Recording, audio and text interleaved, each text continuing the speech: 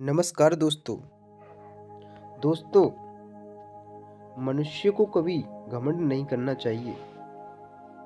यदि मनुष्य घमंड करता है तो समझो वो अपना विनाश करना चाहता है। यदि मनुष्य के अंदर घमंड पैदा हो गया तो समझो वो विनाश की तरफ जा रहा है। उसका विनाश होने से कोई नहीं रोक सकता। आप तो जानते हो रावण कितना महापुरुष ज्ञानी था। वो एक ब्राह्मण था, लेकिन उसके अंदर एक घमंड पैदा हो गया। वो एक अहंकारी बन गया। उसकी सोने की लंका थी, इसलिए वो एक अहंकारी बन गया। तो उसका एक ना एक दिन उसका घमंड चूर चूर हो गया और वो मृत्यु को प्राप्त हो गया। उसका विनाश हो गया। प्रिय दर्शकों, आज की कहानी एक हुदहुद पक्षी की है।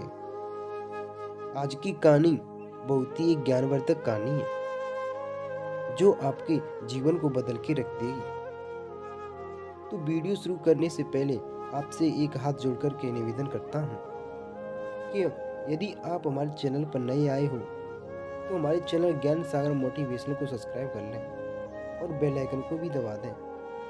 हम अपने चैनल पर प्रत्येक दिन एक नई वीडियो लाते रहते हैं और हमारी वीडियो एक सच्चाई से जुड़ी रहती है जो आपको सच्चाई का ज्ञान कराती है। हमारी वीडियो में कोई बेफिजूल की बातें नहीं मिलेगी, आपको एक सच्चाई की बातें मिलेंगी। तो चलते हैं आपका कीमती समय बर्बाद ना करते हुए। तो एक जंगल में एक हुदहुद पक्षी रहता था और उस हुदहुद की एक पत्नी भी थी। वो एक जंगल में एक पेड़ पर रहते थे। आप हुदहुद के बारे में तो जानते ही हो। हुदहुद पक्षी की लंबी चोंच होती है और वो अधिकतर किसी वृक्ष के खोखले में रहते हैं। वो अपनी चोंच से उसमें गड्ढा कर देते हैं और उसी में रहा करते हैं। तो एक बार की बात है, जब हुदहुद पक्षी की पत्नी गर्भवती थी तो वो बड़े ही खुश थे और सोचने लगे कि कब हमारे बच्चे पैदा होंगे। तो एक बार जब हुदहुद पक्षी की पत्नी ने अपने अंडों को जन्म दिया तो वो हुदहुद की पत्नी अपने अंडों के ऊपर ही बैठती थी। वो कभी अपने अंडों को छोड़ के नहीं जाती थी। तो एक बार की बात है, उसी जंगल में एक हाथी रहता था जो बहुत ही ताकतवर था। हाथी तो वैसे भी ताकतवर होते हैं और वो हाथी एक अनोखा हाथी था। वो किसी के दर्द को समझता नहीं था और अपने आप में घमंड रखता था। वो सोचता कि मेरे जैसा इस जंगल में कोई नहीं हूँ। मैं इस जंगल को चूर चूर कर दूंगा। मेरे जैसा इस जंगल में कोई नहीं है। तो वो अपने घमंड के कारण सभी पेड़ पौधों को उखाड़ डालता। जो भी उसके सामने आता उसे मार डालता। तो होता क्या है, जब वो हाथी टहलता हुआ और ऊधम करता हुआ उस हुदहुद पक्षी के पेड़ के पास आ जाता है और उस पेड़ को उखाड़ के फेंक देता है। जब उस हाथी ने बैठे हुए हुदहुद पक्षी के पेड़ को उखाड़ के फेंक दिया तो वे अंडे फूट जाते हैं। वे अंडे नष्ट हो जाते हैं और हुदहुद और उसकी पत्नी बहुत ही रोते हैं। वे बहुत ही पछतावा करते हैं। मेरे प्रिय मित्रों, आप तो जानते ही हो कि माँ की ममता क्या होती है। हुदहुद की पत्नी बहुत ही अधिक रोने लगती है। उसके पास रोने के सिवा कुछ नहीं बचता है।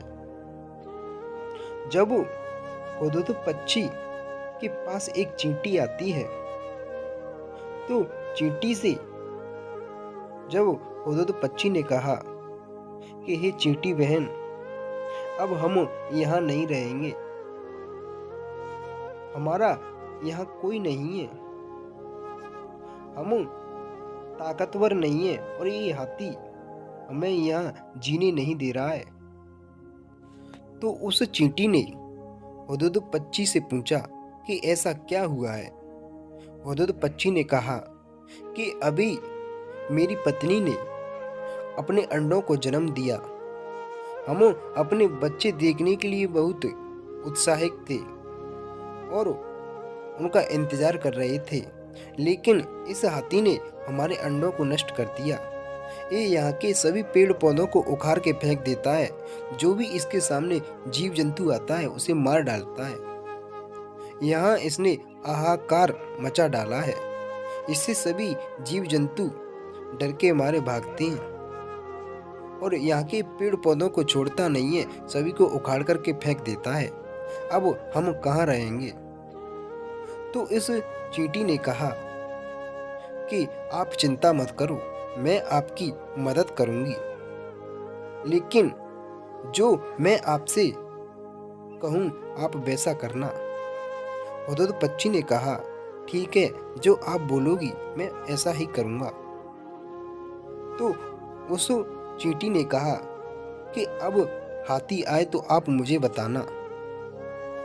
तो जब दूसरे दिन वो हाथी आता है और पेड़ पौधों को उखाड़ता हुआ चला आता है, जब हुदहुद पक्षी ने चींटी को बुलाया और चींटी से कहा, देखो चींटी बहन, हाथी आ रहा है।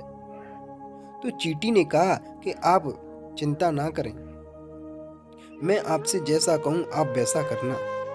चींटी ने कहा कि जब ये हाथी आ जाए तो आप अपनी चोंच से इसकी आंखों को फोड़ देना। आप डरना नहीं, ये हाथी आपका कुछ नहीं कर सकता है। मेरे प्रिय दर्शकों, जैसा उस चींटी ने कहा वैसा वो हुदहुद उस हाथी के पास जाता है और उसकी आंखों में अपनी चोंच को घुसा देता है। हुदहुद और उसकी पत्नी दोनों ही उस हाथी के पास जाते हैं और दोनों ही उसकी आंखों को फोड़ देते हैं। जब हाथी की आंखों में उन्होंने अपनी चोंच मारी तो उसकी आंखों से खून निकलने लगता है और हाथी की दोनों आंखें फूट जाती हैं।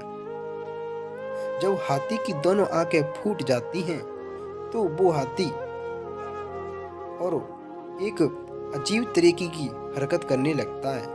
उसके बहुत दर्द होता है और वो रमाता है। जब चींटी उसके शरीर पर हाथी के पास गई और उसके शरीर पर चढ़ जाती है, जब चींटी उसके शरीर पर चढ़ करके हाथी के कान में घुस जाती है और उस कान में घुसकर हाथी को काटने लगती है, तब हाथी रोने लगता है। चींटी ने कहा कि हम आपको दंड देना नहीं चाहते, लेकिन आपने इस जंगल में सभी को परेशान कर रखा है। आप यहाँ के सभी जानवरों को जीने नहीं दे रहे हैं। सभी यहाँ के पक्षी परेशान हैं। आप पेड़ पौधों को उखाड़ देते हो। मेरे प्रिय मित्रों, और जब उस हाथी को ज्ञात होता है कि मैं ये क्या कर रहा हूँ, मेरे प्रिय मित्रों, लेकिन वो अंधा होने के कारण इधर में उस चींटी ने उसको बहुत काट लिया। तो चींटी ने उसको काट लिया तो हाथी दर्द के मारे बहुत कराता है और हाथी की कुछ ही दिनों बाद मृत्यु हो जाती है। तब वो वहाँ के हुदहुद पक्षी ने अपने जब अंडों को जन्म दिया, अंडों से बच्चे निकले और बड़े ही खुशी से रहते हैं, अपना जीवन यापन करते हैं। मेरे दर्शकों, इस कहानी से हमें यही सीख मिलती है कि कभी भी इस संसार में किसी को घमंड नहीं करना चाहिए, क्योंकि घमंड तो एक ना एक दिन टूट जाता है। घमंड ज्यादा दिन तक नहीं चलता है और वो मनुष्य का विनाश करके रहता है। जिस मनुष्य में घमंड पैदा हो गया, समझो उसका विनाश निश्चित है। मेरे प्रिय मित्रों, कभी भी घमंड नहीं करना चाहिए। हमें अपने एक अच्छे व्यवहार से जीना चाहिए। सभी को अपना समझना चाहिए। किसी भी प्रकार का अहंकार नहीं होना चाहिए। आप तो मनुष्य हो। रावण का भी अहंकार चूर चूर हो गया और अपने अहंकार के कारण अपनी मृत्यु को प्राप्त हो गया। मेरे प्रिय दर्शकों, आप हमारी वीडियो से सहमत हो तो हमारी वीडियो को लाइक, शेयर एंड चैनल को सब्सक्राइब कर दें। हम अपने चैनल पर प्रत्येक दिन एक नई वीडियो लाते रहती हैं और आपको समझाने का प्रयास करती हैं। हम प्रत्येक दिन अपने चैनल पर नए प्रसंग के साथ वीडियो लाते हैं। यदि आपको हमारी वीडियो अच्छी लगती हो तो हमारी वीडियो को लाइक, शेयर एंड चैनल को सब्सक्राइब कर दें।